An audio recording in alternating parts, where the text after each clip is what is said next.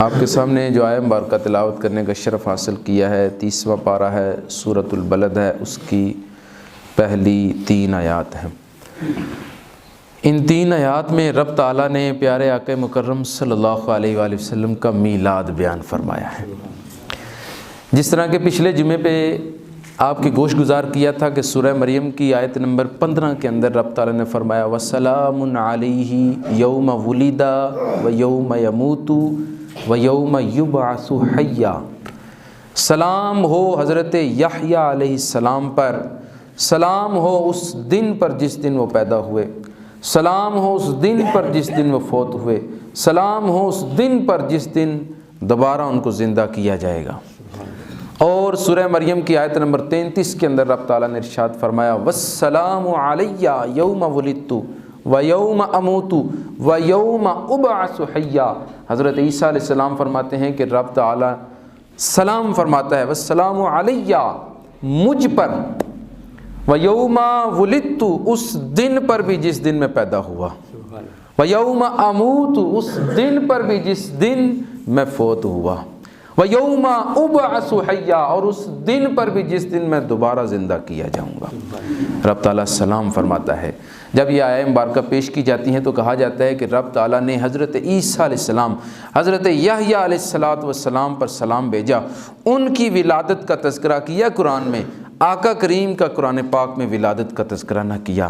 تو علماء کرام پھر سورہ بلد کی 3 آیات پیش کرتے ہیں۔ رب تعالیٰ نے فرمایا لا اقسم بہذا البلد، اے پیارے حبیب اس شہر کی بھی قسم، اس شہر کی بھی قسم، وَأَنْتَ حِلٌّ بِهَذَا الْبَلَدِ جس شہر کے اندر آپ خرامہ خرامہ چلتے ہیں۔ رب قسم اٹھا رہا ہے اور اس شہر کی قسم اٹھا رہا ہے جس شہر کی فضاؤں نے آقا کریم کے جسم اقدس کی خوشبو کو سونگھا ہے۔ اور آگے رب تعالیٰ فرماتا ہے وَوَالِدٍ وَمَا وَلَدَ، ہر والد اور ہر اس کے بیٹے کی قسم۔ علماء کرام فرماتے ہیں تفسیر مزری کے اندر قاضی ثناء اللہ پانی پتی، انہوں نے علماء کرام کے مختلف اقوال پیش کیے۔ کہا یہاں ووالدین سے مراد، کسی نے کہا حضرت آدم علیہ السلام مراد ہیں، رب تعالیٰ نے حضرت آدم علیہ السلام کی قسم اٹھائی۔ کسی نے کہا ووالدین سے مراد حضرت ابراہیم علیہ السلام ہیں، کسی نے کہا ووالدین سے مراد حضرت اسماعیل علیہ السلام ہیں۔ حضرت قاضی ثناء اللہ پانی پتی نے تفسیر مزری کے اندر ان تمام اقوال کی تطبیق کی۔ آپ نے فرمایا پتہ چلا رب تعالیٰ نے حضرت آدم علیہ السلام سے لے کر آقا مکرم تک جس والد کی پشت میں آقا کا نور آیا سب کی قسم اٹھا رکھی ہے۔ ووالدین ہر اس والد کی قسم جس کی پشت میں آپ کا نور چلتا ہوا آیا، وولد اور ہر اس بیٹے کی قسم جو اس پشت میں سے پیدا ہو کر آیا۔ تو علماء کرام فرماتا ہے یہاں پر رب تعالیٰ نے آقا مکرم صلی اللہ علیہ وآلہ وسلم کی ولادت کا تذکرہ کیا ہے، آقا کریم کے میلاد کا ذکر کیا ہے۔ آقا کریم کے میلاد کو ذکر کر کے رب تعالیٰ نے ہمارے لیے آقا کریم کے میلاد کو سجانا منانا ذکر کرنا جائز کر دیا ہے۔ اور علماء کرام فرماتے ہیں کہ ذرا اس آیت مبارکہ کے اوپر غور کریں جو سورہ مریم کی آیت نمبر 15 ہے۔ رب تعالیٰ فرماتا ہے وَالسَّلَامٌ عَلَيْهِ حضرت یحییٰ علیہ السلام کے اوپر سلام، یہ تو سمجھ آتا ہے اللہ کے نبی ہیں۔ آگے رب تعالیٰ فرماتا ہے یوم ولیدہ اس دن پر بھی سلام جس دن یحییٰ علیہ السلام پیدا ہوئے، وَيَوْمَ يَمُوتُ اس دن پر بھی سلام جس دن وہ فوت ہوئے، وَيَوْمَ يُبْعَثُ حَيًّا اس دن پر بھی سلام جس دن وہ دوبارہ اٹھائے جائیں گے، زندہ کیے جائیں گے۔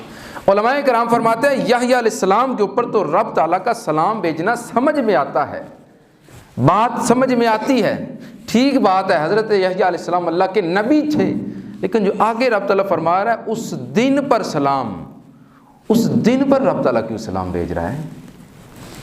بات غور و فکر کی، اس دن پر رب تعالیٰ کیوں سلام بھیج رہا ہے؟ علماء کرام فرماتے ہیں اس لیے رب تعالیٰ ان دنوں پر سلام بھیج رہا ہے کیونکہ ان دنوں کی نسبت انبیاء کرام کے ساتھ ہو گئی ہے۔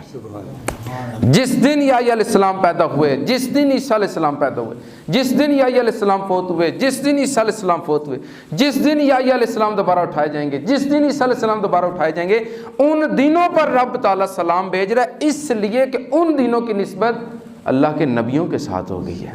علماء کرام فرماتے ہیں کہ جن دنوں کی نسبت اللہ کے نبیوں کے ساتھ ہو جائے رب تعالیٰ ان پر سلام بھیجے، اور جس دن کی نسبت سید الانبیاء کے ساتھ ہو جائے اس دن پر بھی رب تعالیٰ سلام بھیجتا ہے، اور اس دن پر سلام بھیجنا یہ رب تعالیٰ کی سنت ہے۔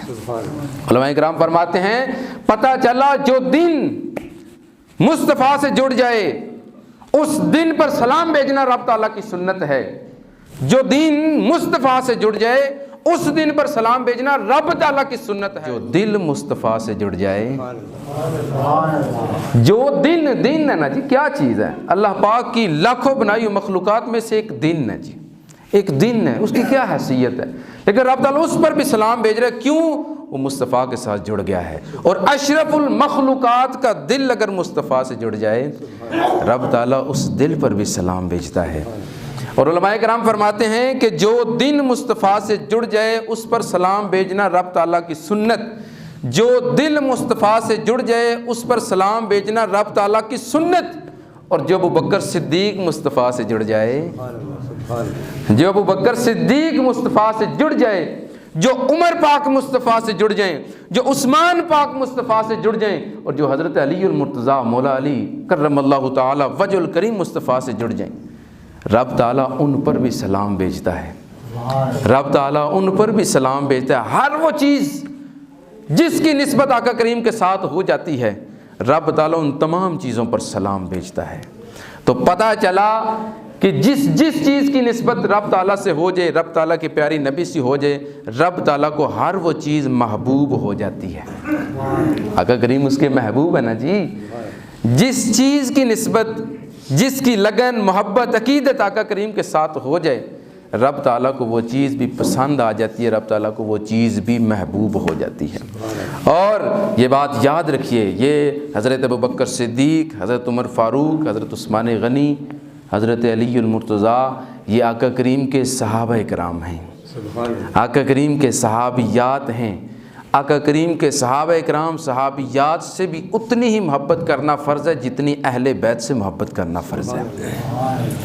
جتنی آقا کریم نے فرمایا کہ میرے گھر والوں سے، میرے اہل بیت سے محبت کرو، فرمایا تمہارے پاس میں دو چیزیں چھوڑ کے جا رہا ہوں، قُلْ لَا أَسْأَلُكُمْ عَلَيْهِ أَجْرًا إِلَّا الْمَوَدَّةَ فِي الْقُرْبَى۔ قرآن پاک کے اندر رب تعالیٰ نے فرمایا پیارے حبیب اپنے امتیوں کو کہہ دیجئے میں تم سے کوئی اجر نہیں مانگتا، تمہارے لیے اتنی باتیں کی، اتنی دعائیں کی رب تعالیٰ سے، اتنا کچھ برداشت کیا صرف تمہاری خاطر، لا اسألکم علیہ اجرا، اس پر تم سے کچھ بھی نہیں مانگتا۔ اکرام فرماتے اللہ کے بعد جو چیز استثناء میں ہے وہ خاص ہو جاتی ہے۔ آقا کریم نے فرمایا الا المودۃ فی القربى، میرے اہل بیت کی محبت مجھے چاہیے، میرے جو گھر والے ہوں، میرے اہل بیت جو ہوں، ان سے محبت کرنی ہے۔ علماء کرام نے فرمایا جہاں پر رب تعالیٰ نے آقا کریم صلی اللہ علیہ وآلہ وسلم نے آقا کریم کے اہل بیت سے محبت کرنا فرض قرار دیا ہے، ایمان کا حصہ رکھا ہے، وہاں پر صحابہ کرام سے بھی محبت ایمان کا حصہ رکھا ہے۔ آقا مکرم صلی اللہ علیہ وآلہ وسلم نے فرمایا اے میرے صحابہ، اے میرے امتیوں، اے میرے غلاموں، میرے بعد میرے صحابہ کے معاملے میں اللہ سے ڈرتے رہنا۔ جب بھی میرے صحابہ کے بارے میں زبان کھولنا، اس زبان کو طعن و تشنیع سے پاک رکھنا۔ اذا ذکر اصحابی فامسکوا، جب میرے صحابہ کا ذکر کرنا ہے اپنی زبان کو تھام کے رکھنا ہے، اپنی زبان کو لگام لگا کے رکھنی ہے، طعن و تشنیع سے پاک رکھنا ہے۔ آقا کریم صلی اللہ علیہ وآلہ وسلم نے فرمایا کہ جو بھی میرے کسی صحابی سے محبت کرتا ہے وہ اس لیے محبت کرتا ہے کیونکہ اسے میں محبوب ہوں۔ جو میرے صحابی سے محبت کرتا ہے وہ اس لیے محبت کرتا ہے چونکہ اسے میں محبوب ہوں، وہ مجھ سے محبت کرتا ہے، اس لیے میرے صحابی سے محبت کرتا ہے۔ اور انہی نے فرمایا جو میرے صحابی سے نفرت کرتا ہے، عداوت کرتا ہے، بغض رکھتا ہے، وہ اس لیے ان سے بغض رکھ رہا ہے کیونکہ اس کے دل میں میرے لیے بغض ہے۔ جس کے دل میں آقا کریم کے لیے بغض کی جگہ نہیں ہے، اس کے دل میں صحابہ کے بغض کی بھی جگہ نہیں ہے۔ ہم آقا کریم سے بغض نہیں رکھ سکتے تو آقا کریم کے صحابہ سے بھی بغض نہیں رکھ سکتے۔ آقا کریم صلی اللہ علیہ وآلہ وسلم نے فرمایا ثم یأتی من بعدی قوم، میرے بعد ایک ایسی قوم آئے گی جو میرے صحابہ پر طعن و تشنیع کرے گی، میرے صحابہ پر طعن و تشنیع کرے گی، میرے صحابہ پر انگلیاں اٹھائے گی۔ آقا کریم صلی اللہ علیہ وسلم نے فرمایا کل قیامت کے روز رب تعالیٰ ان لوگوں کو ناک کے بل دوزخ میں گرائے گا۔ آقا مکرم نے فرمایا کہ میرے صحابہ میرے بعد غلطیاں کریں گے، میرے بعد خطائیں کریں گے، میرے بعد ان سے تسامحات ہوں گے۔ آقا مکرم نے فرمایا رب تعالیٰ میرے صحابہ کی جو میرے ساتھ نسبت ہے اس نسبت کے سبب سے انہیں معاف فرما دے گا، میرے صحابہ کی ساری خطائیں معاف کر دی جائیں گی۔ فرمایا جو اس کے بعد میرے صحابہ کی خطاؤں کا ذکر و تذکرہ کر کے مجھے تکلیف دے گا، رب تعالیٰ ناک کے بل اسے دوزخ کے اندر گرائے گا۔ وہ آقا کریم صلی اللہ علیہ وسلم کے صحابہ کی جو غلطیاں، خطائیں، تسامحات ہے، آپس کے مشاجرات ہیں، آپس کے تنازعات ہیں، وہ تو نہیں تک رہ جائیں گے، رب تعالیٰ نے وہ تو معاف کر دینے ہیں۔ نسبت ان کی کتنی بڑی ہے، اس دن کی نسبت جس کی نبی کے ساتھ ہو جائے رب تعالیٰ اس پر بھی سلام بھیجتا ہے۔ سلام کا معنی نہیں لگتا ہے تمہیں سمجھ آیا؟ رب تعالیٰ کی طرف سے سلام آنا مطلب کہ سلامتی سلامتی ہے، اب اس کے بعد کوئی تکلیف، کوئی پریشانی، کوئی مصیبت، کوئی بیماری نہیں ہے۔ اور جس دن کی نسبت ہو جائے نبی کے ساتھ اس پر سلامتی ہے، اور جن صحابہ کی نسبت آقا کریم کے ساتھ ہو گئی ان پر بھی سلامتی، رب تعالیٰ نے ان کو معاف کر دینا ہے۔ اعلیٰ حضرت نے فتاوی رضویہ شریف میں فرمایا کہ جو لوگ صحابہ اکرام کے مشاجرات میں، تنازعات میں پڑھتے ہیں اکثر وہ لوگ گمراہ ہو جاتے ہیں۔ صحابہ اکرام کے تنازعات میں ہمیں نہیں پڑھنا، ان کے جھگڑوں میں ہمیں نہیں پڑھنا، وہ ان کے آپس کے معاملات تھے۔ وہی صحابی کا درجہ تو دیکھیں، آقا کریم نے فرمایا کہ ایک مجتہد اجتہاد کرتا ہے، کوئی مسئلہ اخذ کرتا ہے دین کے اندر نیا، اس مسئلہ اخذ کرنے کے اندر اس سے غلطی، خطا، تسامح ہو جاتا ہے، اس کے لیے بھی رب تعالیٰ نے ایک اجر رکھا ہے۔ کیوں؟ اس نے غور و فکر جو کیا، قرآن حدیث کے اندر غور و فکر کیا، اس لیے رب تعالیٰ نے اس کے لیے ایک اجر رکھا ہے۔ اور جس نے اجتہاد کیا، جس مجتہد نے اور مسئلہ بھی صحیح اخذ کر لیا، رب تعالیٰ نے اس کے لیے 2 اجر رکھے ہیں، ایک تو غور و فکر کیا قرآن پاک کے اندر، دوسرا مسئلہ بھی صحیح اخذ کر لیا۔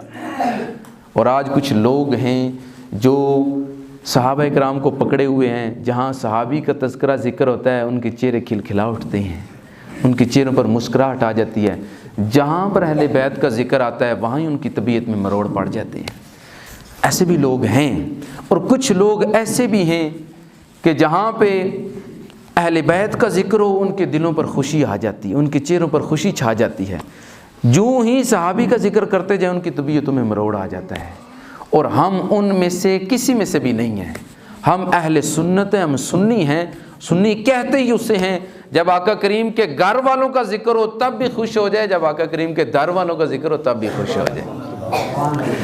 اہل بیت آقا کریم کے گھر والے ہیں، ان کا بھی ادب و احترام، ان کی فضیلت بھی ہمیں بتائے گی، اور صحابہ اکرام حضور کے در والے ان کی فضیلت بھی ہمیں بتائی گئی ہے۔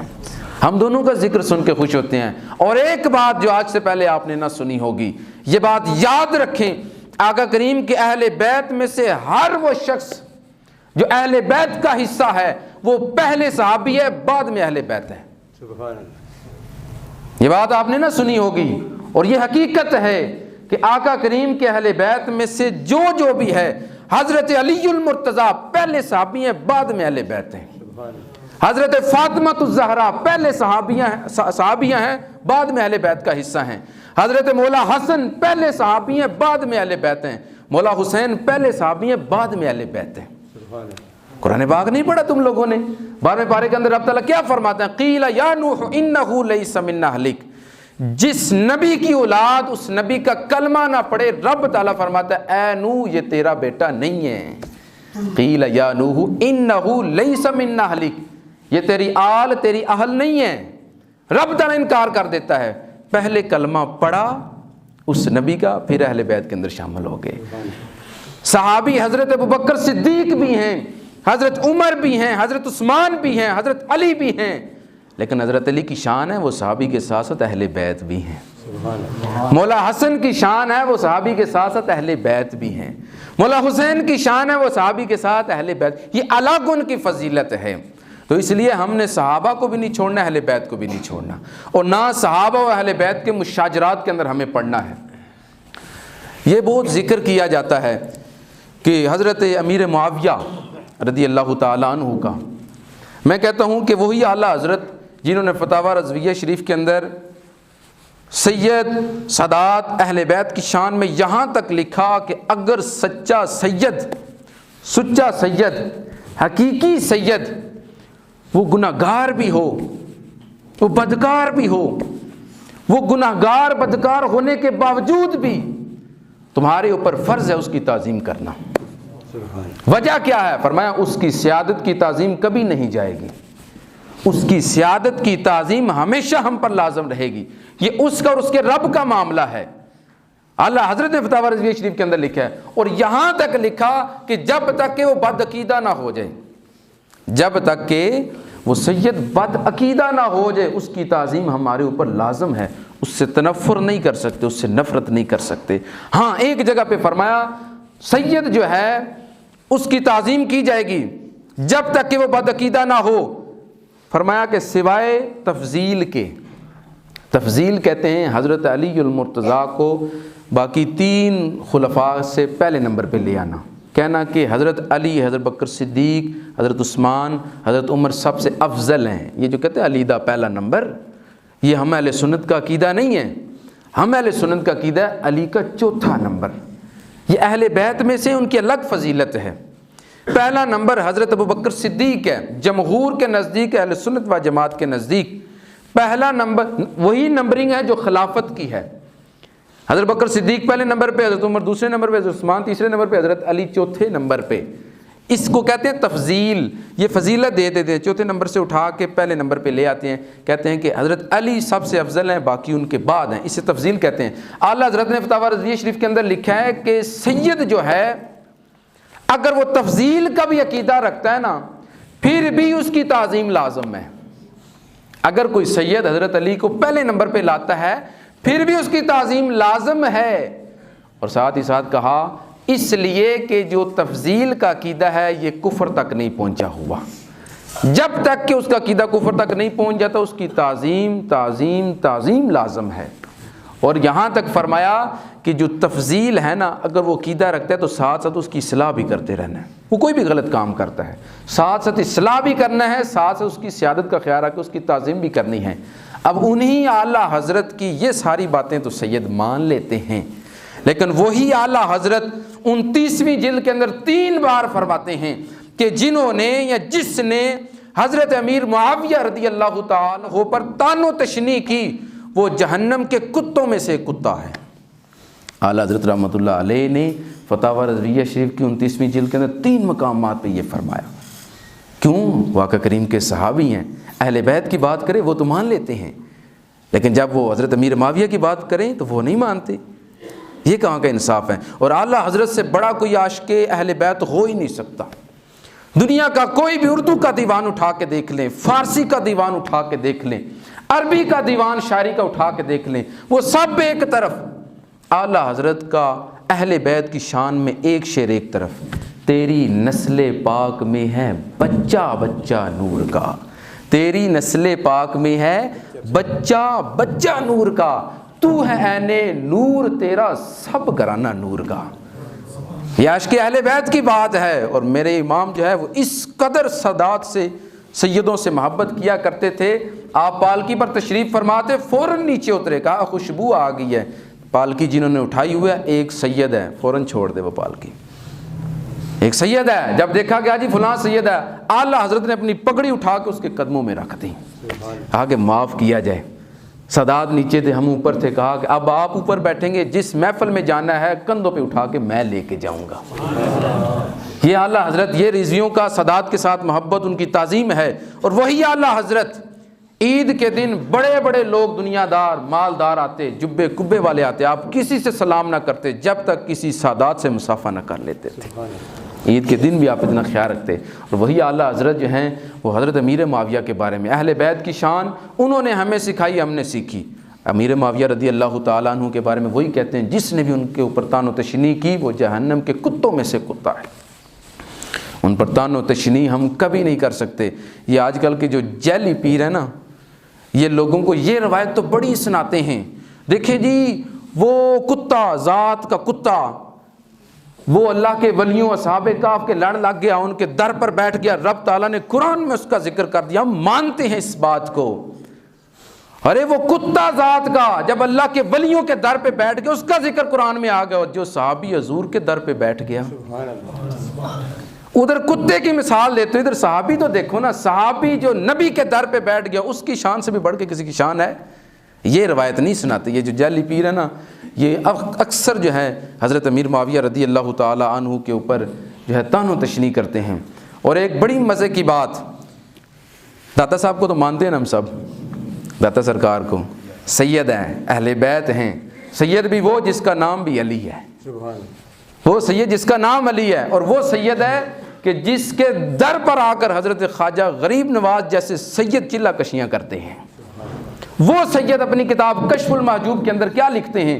آپ کہتے ہیں کہ مجھے یہ بتائیں کہ حضرت امیر معاویہ اور حضرت علی المرتضیٰ کی آپس میں جنگ ہوئی، تم لوگوں کو کب پتہ چلا؟ 1400 سال کے بعد۔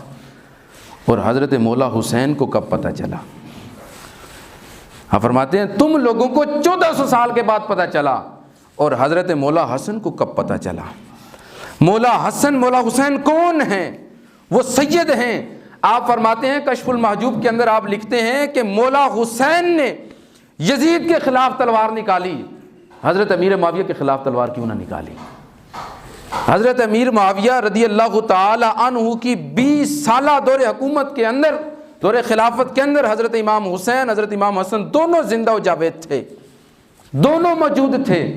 روایات پڑھ کے دیکھیں، حضرت مولا حسن و حسین کو حضرت امیر معاویہ رضی اللہ تعالیٰ عنہ کی طرف سے نذرانے نہ آتے تھے، آپ قبول فرماتے تھے، ہدیے آتے تھے، آپ قبول فرماتے تھے، تحفے آتے تھے، آپ قبول فرماتے تھے، لیکن ایک دن بھی آپ نے تلوار نہ نکالی۔ حضرت داتا گنج بخش علی حجویری رحمۃ اللہ علیہ آپ فرماتے ہیں کہ حضرت امام حسین نے یزید کے خلاف تلوار نکالی اس لیے کہ وہ اسے خلافت کا حقدار نہیں سمجھتے تھے، اور حضرت امام حسین نے حضرت امیر معاویہ کی 20 سالہ دور خلافت کے اندر ایک دن بھی تلوار نہ نکالی اس لیے کہ حضرت امیر معاویہ کو خلافت کا حقدار سمجھتے تھے، وہ بھی اس لیے کہ حضرت امام حسن نے خود عطا فرمائی تھی۔ حضرت امام حسن نے خود خلافت دے کر خود بیعت اور اطاعت کی تھی، خود بیعت کی تھی، آپ نے اطاعت کروں گا۔ اور تاریخ کھنگال کے دیکھ لیں، کوئی شخص، یہ میرا دعویٰ ہے کہ حضرت امام حسین رضی اللہ تعالی عنہ کا حضرت امیر معاویہ رضی اللہ تعالی عنہ کے خلاف ایک جملہ بھی نکال کے دکھا دیں۔ آج دنیا کے اندر غیرت کی سب سے بڑی مثال حضرت امام حسین کی دی جاتی ہے، سچائی کی سب سے بڑی مثال حضرت امام حسین کی دی جاتی ہے، بہادری کی سب سے بڑی مثال حضرت امام حسین کی دی جاتی ہے۔